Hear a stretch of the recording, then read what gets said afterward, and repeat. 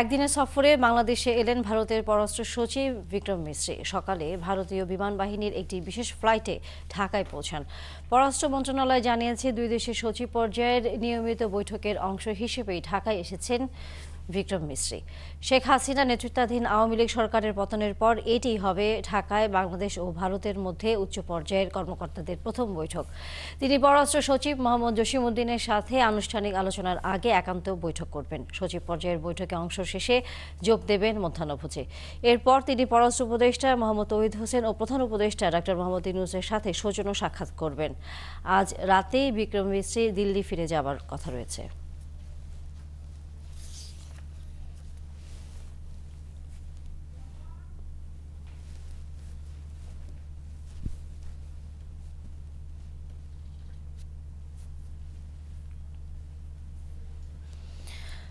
বাংলাদেশ ভারতের পররাষ্ট্র সচিব পর্যায়ের বৈঠকের আরও খবর নিযুক্ত হচ্ছেন সহকর্মী পারভেজ রেজা।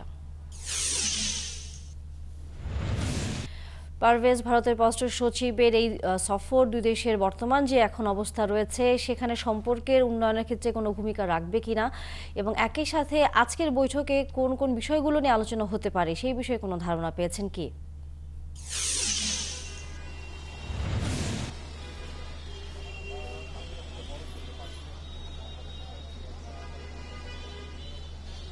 দেখুন, কোন কোন বিষয়গুলো নিয়ে আলোচনা হতে পারে সেই বিষয়ে সুনির্দিষ্ট কোনো এজেন্ডা এখন পর্যন্ত সুনির্দিষ্ট কোনো এজেন্ডা আমাদেরকে দেওয়া হয়নি বা জানানো হয়নি প্রকাশ্যে। এটি দুই দেশের পররাষ্ট্র দপ্তর মিলে এটি তারা আগেই ঠিক করে রেখেছিলেন। তবে সাম্প্রতিক সময়ে বেশ কিছু ঘটনা ঘটেছে এবং আপনি জানেন যে এই বাংলাদেশ ভারতের বর্তমান যে সম্পর্কের যে জায়গাটিতে দাঁড়িয়েছে সেখানে এই বৈঠক অবশ্যই অনেক গুরুত্ব বহন করে। বিশেষ করে বর্তমানে এখান থেকে পালিয়ে যাওয়া সাবেক প্রধানমন্ত্রী শেখ হাসিনাকে ভারতে আশ্রয় প্রদান করা এবং সেখানে বসে তার নিয়মিত রাজনীতি করা, বিভিন্ন দেশে তিনি তার বক্তব্য দিচ্ছেন, তিনি টেলিকনফারেন্সে অংশ নিচ্ছেন, সেই বিষয়টি যেমন রয়েছে, অন্যদিকে ভারতের পক্ষ থেকে এক ধরনের এক পেশে বক্তব্য প্রচার করা হচ্ছে বাংলাদেশের অভ্যন্তরীণ বিষয়ে। বিশেষ করে এক ধরনের ওখানে পরিবেশ তৈরি করা হচ্ছে যে বাংলাদেশে হিন্দু সহ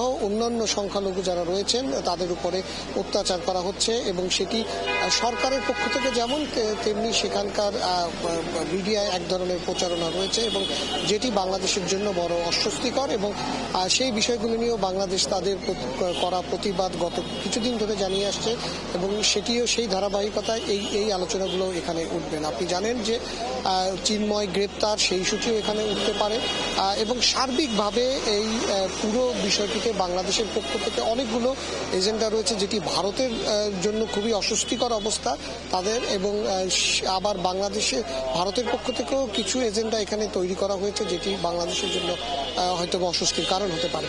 তো সেই বিষয়গুলো নিয়ে এই প্রথম পর্যায়ে অর্থাৎ নতুন পরিবর্তিত বাংলাদেশের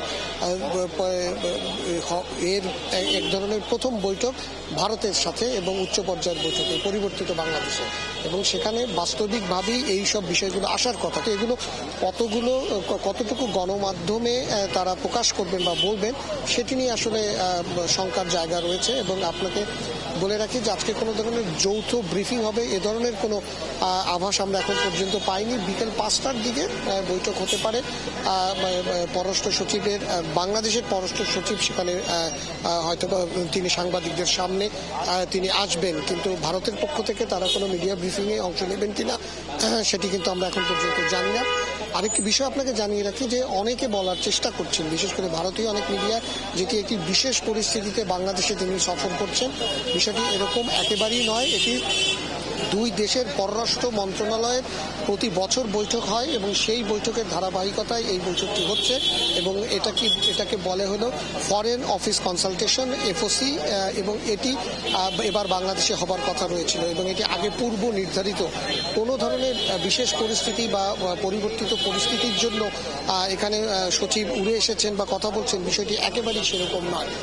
এই কিছু কিছু বিষয় যে এই ধারাবাহিক বৈঠকের মধ্যে বাংলাদেশের ভারতের বর্তমান যে সম্পর্কের জায়গা গত 50 বছরের বাংলাদেশের অভ্যুত্থানের পর থেকে এই ধরনের পরিস্থিতি বাংলাদেশের ভারতের মধ্যে সম্পর্ক কখনো তৈরি হয়নি বলে বিশেষজ্ঞরা বলছেন, এবং সেই বিষয়গুলো নিয়ে আসলে এখানে আলোচনা হবার কথা রয়েছে। আগরতলায় বাংলাদেশ হাইকমিশনের উপরে হামলা, আবার আপনি আগামীকালকে কট্টর হিন্দুত্ববাদী সংগঠনগুলো তারা বাংলাদেশ দিল্লিতে হাইকমিশন ঘেরাওয়ের কর্মসূচি দিয়েছে, এগুলো নিয়েও নিশ্চয়ই এখানে আলোচনা হবে।